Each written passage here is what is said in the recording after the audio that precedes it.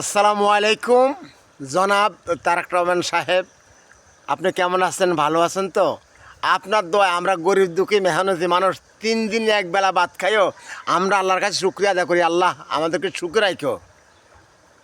জনাব তারেক রহমান সাহেব, অতি দুঃখে আপনার কাছে দুইটা কথা বলতে আসছি। শহীদ জিয়াউর রহমান সাহেব একজন আদর্শ মায়ের সন্তান। আদর্শ মায়ের সন্তানের সন্তান আপনি জনাব তারেক রহমান সাহেব। আমরা চাই বাংলাদেশটা খুব সুন্দরভাবে পরিচালিত হোক। আমরা আর কিছু চাই না। আমরা 3 দিনে একবেলা ভাত খাইমু, দরজা খুলে একটু ঘুমাইতে চাই। আমরা এই জিনিসটা চাই। টেন্ডারবাজি, এই বাজি সেই বাজি, অফিসে আদালতে আমার টাকা ব্যাংকে রাখবো, আমার টাকা ঘুষ না দিলে আবার আমার টাকা উত্তোলন হবে না।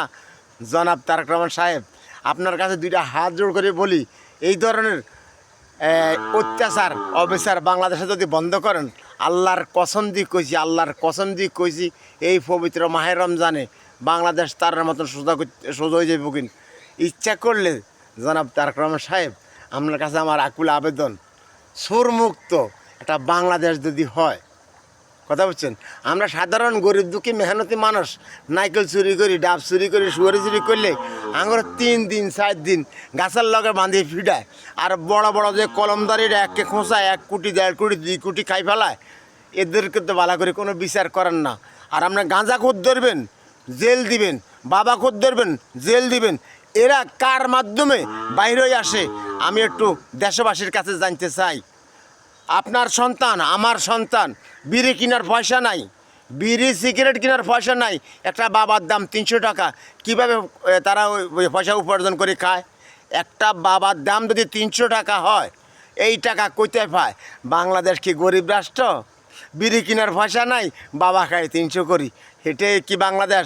আমার ভিডিওটা কেউ স্কিপ করবেন না, সবাই আল্লাহর কসম দিয়ে বলছি জড়ের গতিতে শেয়ার করবেন, যেহেতু জনাব তারেক রহমান সাহেবের কাছে যায়। আমাদের এই দেশটা চাঁদাবাজি টেন্ডারবাজি যাতে বন্ধ হয়ে যায়, আমরা এই জিনিসটা আমরা জনাব তারেক রহমান সাহেবের কাছে যাক, আমার ভিডিও যায় পোষক। আমার এই একটা আশা, এই একটা ভালোবাসা, এই একটা প্রত্যাশা, আমি যদি এরকম দেখতে পাই বাংলাদেশটা সুন্দরভাবে পরিচালিত হয়, আল্লাহর কসম দিয়ে কইছি সারা জীবন আপনার গুণগান গাইবো, সারা জীবন আপনার গুণগান গাইবো, সারা জীবন আপনার গুণগান গাইবো। আল্লাহ হাফেজ। জনাব তারেক রহমান সাহেব, আপনাকে স্যালুট।